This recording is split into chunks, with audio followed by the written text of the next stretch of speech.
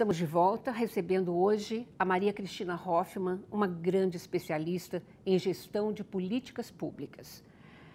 Cristina, o Brasil sempre até então priorizou urgências, né? Em termos de saúde. E hoje nós lidamos com o envelhecimento, por mais que o envelhecimento não pode ser taxado como doença, nós temos uma série de doenças crônicas. Sim. Como você vê esse processo? A gente precisa acelerar mais, avançar mais nesse cuidado? Sim, Lina, esse é um ponto assim fundamental. E eu particularmente trabalho, né, muitos anos na saúde, em especial na saúde pública, e esse é um desafio Tá. há muito tempo. Por quê? Porque o nosso sistema, por exemplo, de saúde, ele está focado, como você diz, nessa questão da resolução da doença, de pensar nas respostas rápidas para as questões agudas. E o Uhum. que acontece? Com o processo de envelhecimento, com o envelhecimento populacional, a gente vê não só mudanças, né, nesse perfil demográfico, né, a pirâmide que vai alargando no seu ápice, enfim, vai se transformando, mas principalmente no perfil epidemiológico, ou seja, os problemas mais prevalentes que vão provocar a busca por um cuidado, por uma atenção, eles estão centrados num tipo de problema que a gente chama das doenças crônicas, não Uhum. transmissíveis em especial.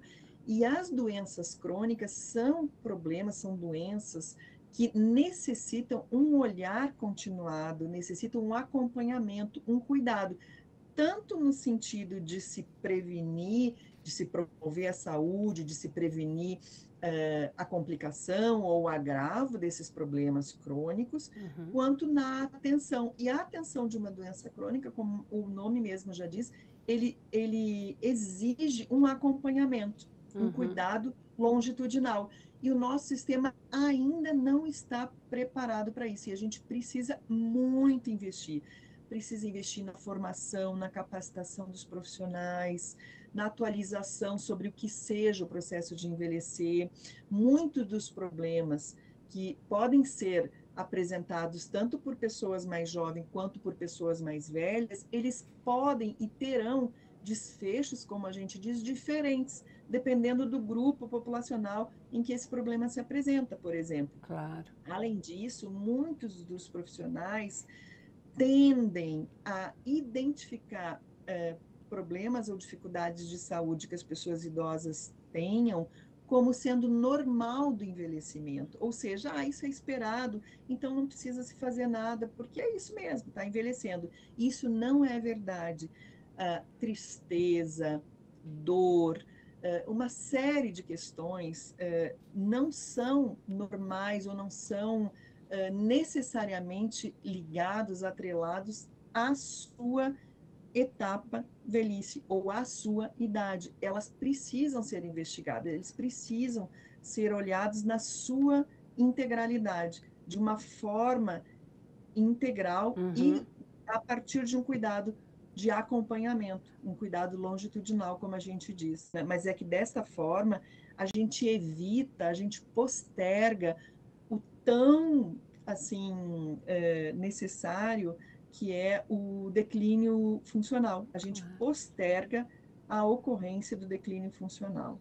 Com certeza. Veja, dentro disso que você acabou de explicar para a gente, a última pesquisa, né, nacional de saúde apontou 13% das pessoas idosas com quadros de depressão, né? Sim, E sim. muitos, hoje, idosos que têm esses sinais, que poderiam ser investigados e não ter um diagnóstico tardio de depressão, realmente vai para o sistema de saúde e acaba sendo observado como assim, isso faz parte do envelhecimento, é normal, né? Você ter Sim, essa tristeza, ficar exatamente. meio deprimidinho e tal. Outra Isso, questão, por exemplo, exatamente. as próprias demências, né, Cristina? A questão do Sim, Alzheimer, com essa íntima relação com o envelhecimento, né? Já que a gente não tem cura, a gente tem como prevenir. Então, eu queria saber de você. sim. Nós precisamos investir mais também em prevenção, estimular hábitos Mu- saudáveis para a gente mudar o futuro, né, desse quadro do Muito. envelhecimento? Com certeza, com certeza. Essa é uma questão importantíssima, assim, tanto a promoção da saúde, né, que é essa possibilidade, digamos assim, de termos ambientes mais saudáveis, ambientes mais acolhedores, ambientes com maior atenção e amorosidade também, Uhum, e, ao mesmo tempo, a prevenção e o estímulo a esse olhar, no sentido de identificar o mais precocemente possível questões e fatores que vão impactar na saúde da gente, na saúde de todos nós. Então, essa questão que você traz da depressão e da ansiedade são questões muito importantes porque passam muito desapercebidas. uhum, E os fatores que levam, né, à depressão são os mais variados. A ansiedade, o distanciamento da família, muitas vezes, o isolamento, seja social ou não, né? O isolamento, muitas vezes, de filhos e de parentes próximos, ou da perda de um ente querido. Então, são muitos os fatores que vão impactar na nossa saúde, na saúde mental de todos, e inclusive das pessoas idosas. E essa é uma questão que precisa ser vista, precisa ser investigada, escutada, perguntada pelos profissionais de saúde, assim uhum. como outros aspectos que pouco se fala quando se fala de envelhecimento, como, por exemplo, a questão da saúde sexual.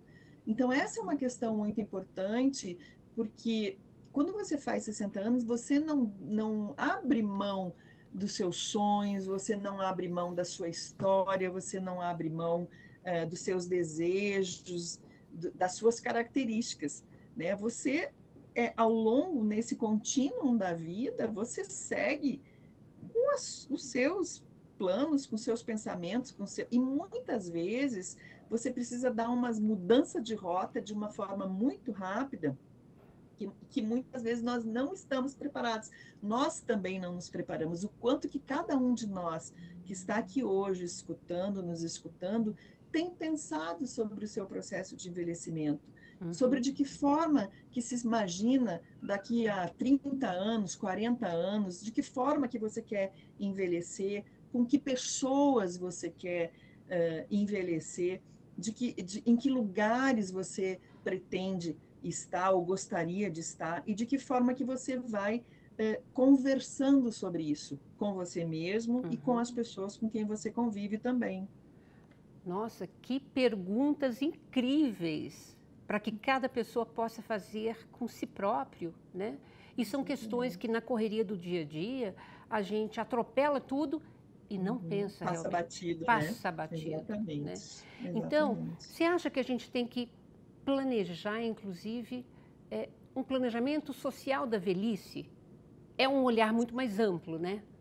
Sim, é muito importante porque um primeiro passo é isso que a gente vem falando, né? Uhum, Você conversar sobre, você falar, inclusive das suas fragilidades, dos seus medos, né? Dos seus desejos, dos seus planos. Quantas pessoas, muitas vezes, não se autorizaram uma vida inteira a fazer, de repente, um projeto de fazer aula de canto, de fazer algum esporte ou de fazer algum passeio, enfim, alguma coisa que ela tem um desejo, mas porque não teve oportunidade, porque não tinha acesso, enfim, de que forma que você vai poder dar vazão para as coisas que te fazem bem e com quem você pode contar, né, que você possa estar estabelecendo rede de apoio, seja de amigos, de vizinhos, de familiares, de pessoas que muitas vezes têm tantos planos ou planejamentos muito semelhantes ao que a gente tem também e que não conseguem discutir com alguém, não colocam em prática. Isso é uma questão muito importante. Então, conversar sobre, falar sobre as questões que envolvem os nossos medos, as nossas limitações e como que a gente dribla essas limitações, como que a gente supera essas nossas inquietações ou medos também. Então, nesse sentido, é muito importante para que a gente possa falar, que a gente não tenha vergonha de buscar, né, as questões que a gente gosta e que nos faz bem, né, e aí vai desde as questões de relações afetivas, relações sexuais, relações sociais, relações familiares. Essa é uma questão muito importante para que a gente realmente possa pensar no nosso processo de envelhecimento como uma questão integral, que afeta e é afetado pelas diferentes dimensões da nossa vida. Na verdade, assim, o que eu gostaria, a gente está caminhando para o final do programa, né? Mas eu queria saber de você o seguinte: nós estamos envelhecendo de uma maneira muito rápida no Brasil, né?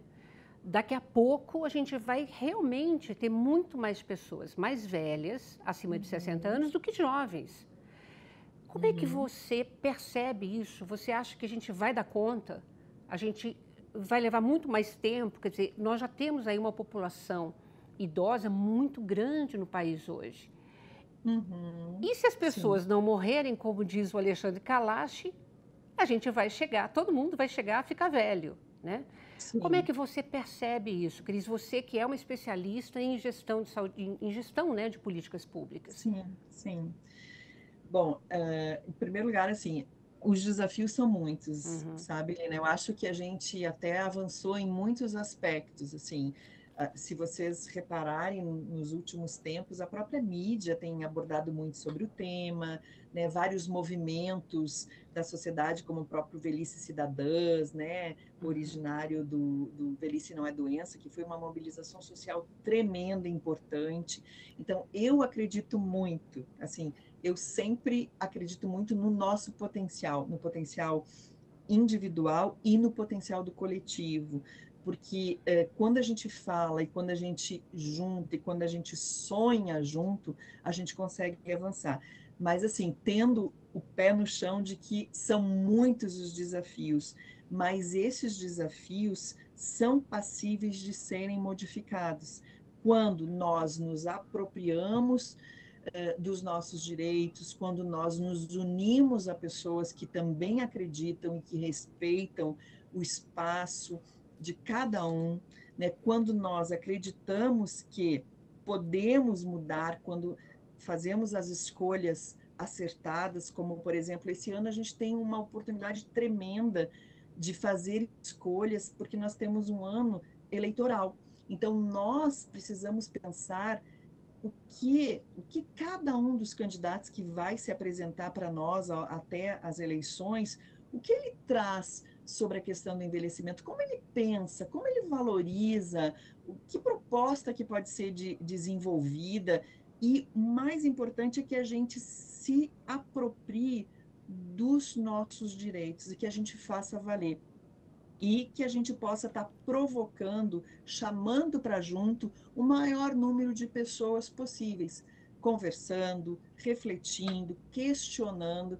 Eu acredito que desta forma a gente vai poder conseguir avançar sim, sabendo que a gente tem muito desafio pela frente, que não é uma questão fácil, porque está enraizada, inclusive, dentro de nós mesmos, muito dos preconceitos, dos estigmas. Então, vamos começar por nós mesmos, vamos começar a refletir como que a gente tem agido diante de situações, né, que estão relacionadas ao preconceito, ao estigma, à valorização ou não das pessoas, né? Eu acho que esse seria um bom caminho. Concordo com você, eu acho um ótimo caminho, né?